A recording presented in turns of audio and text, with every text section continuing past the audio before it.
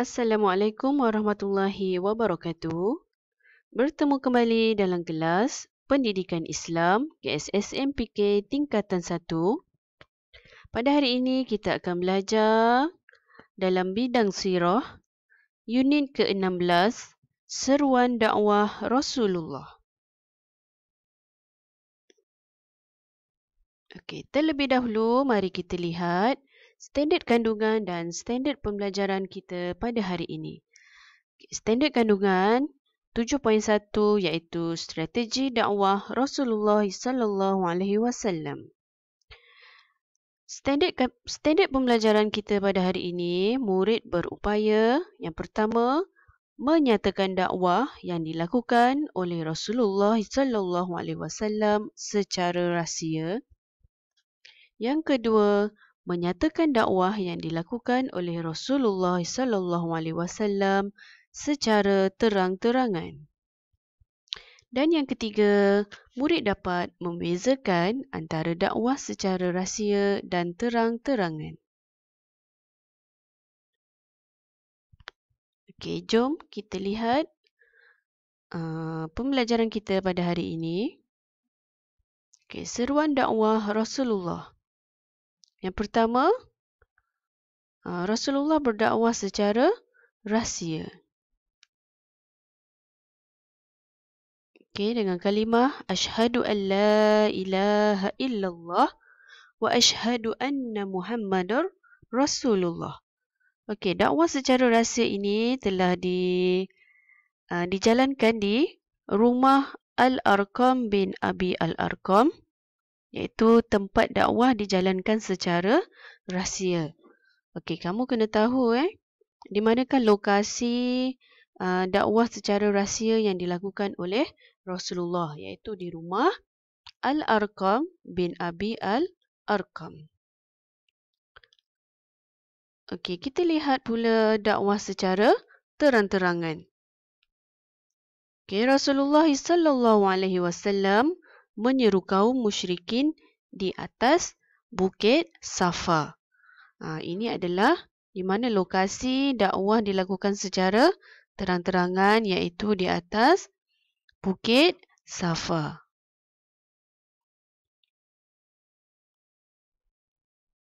Okey, baca dan fahami. Bagaimanakah cara Rasulullah menjalankan tugas dakwahnya selepas baginda dilantik menjadi Rasul? Okey, dipersilakan panel yang pertama untuk mengulas perkara ini. Okey, ini adalah forum Maulidur Rasul.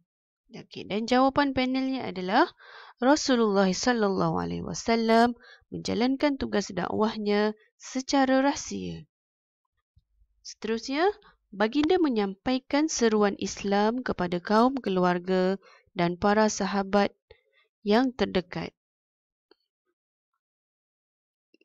Okey, soalan seterusnya. Di manakah tempat Rasulullah menjalankan seruan dakwah secara rahsia? Okey, dan panel yang kedua menjawab. Rumah Al-Arqam bin Abi Al-Arqam dijadikan sebagai tempat untuk Rasulullah menyampaikan ajaran Islam, iaitu secara rahsia. Okey, seterusnya, dakwah cara ini dijalankan selama 3 tahun, iaitu lebih kurang 40 orang telah menerima seruan Rasulullah dalam tempoh tersebut. Okey, 3 tahun berdakwah secara rahsia. Okey, soalan seterusnya. Selepas itu, apa yang berlaku? Okey, dijemput panel yang ketiga pula menghuraikan permasalahan ini.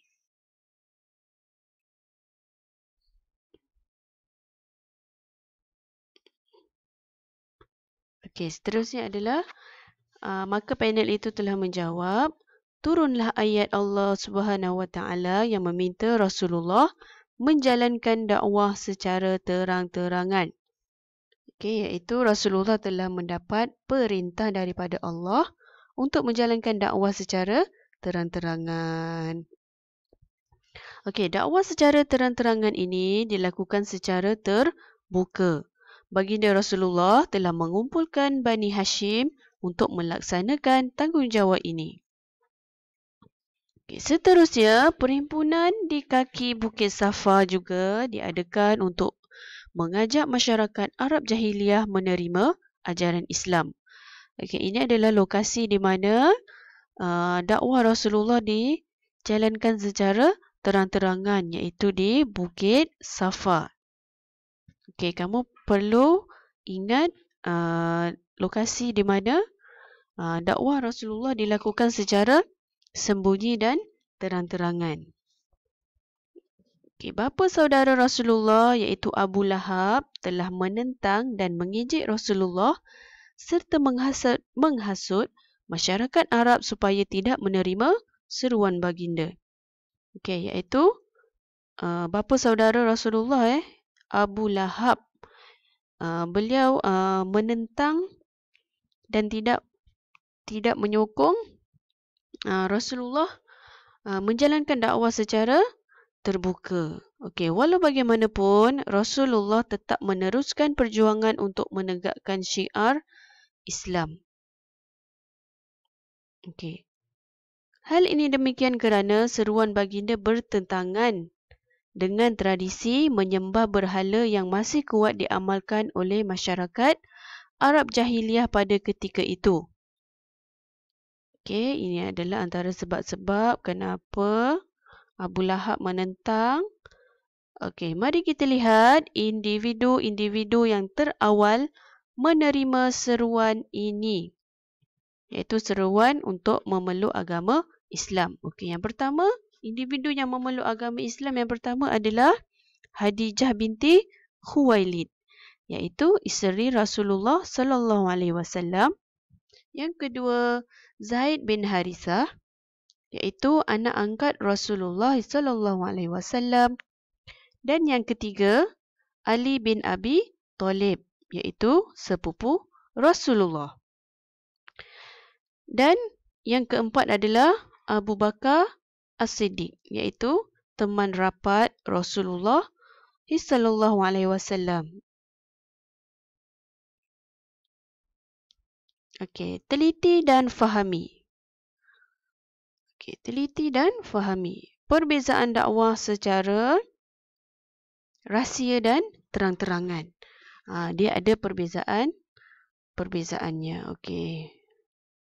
Aspek perbezaan dia. Yang pertama, dakwah secara rahsia dan dakwah secara terang-terangan. Aspek perbezaan cara berdakwah. Secara berahsia adalah dijalankan secara tertutup dan tersembunyi. Manakala dakwah secara terang-terangan dijalankan secara terbuka dan di halayak ramai. Sasaran dalam dakwah secara rahsia ialah disampaikan kepada keluarga dan sahabat yang terdekat sahaja. Manakala dakwah secara terang-terangan disampaikan kepada seluruh masyarakat Arab. Perbezaan dari segi tempat seruan dakwah. Dakwah secara rahsia dijalankan di rumah Al-Arqam bin Abi Al-Arqam. Manakala dakwah secara terang-terangan dijalankan di Bukit Safa, iaitu dengan mengumpulkan kaum Quraisy pada ketika itu. Aspek perbezaan seterusnya adalah tujuan. Tujuan dakwah secara rahsia dijalankan ataupun dilaksanakan adalah untuk melaksanakan tanggungjawab Rasulullah untuk menyebarkan agama Islam. Manakala tujuan dakwah secara terang-terangan adalah untuk meneruskan dakwah yang telah diperintahkan oleh Allah Subhanahu wa taala. Kesimpulannya, kebijaksanaan Rasulullah sallallahu alaihi wasallam menyampaikan seruan dakwah telah melahirkan masyarakat Arab yang mentauhidkan Allah dan mengamalkan ajaran Islam. Okey, setakat ini sahaja penerangan cikgu berkaitan dengan strategi dakwah Rasulullah sallallahu alaihi wasallam. Okey, cikgu nak kamu jawab soalan dalam live worksheet yang cikgu akan berikan di dalam grup WhatsApp nanti. Okey, selamat menjawab. Sekian, terima kasih. Assalamualaikum.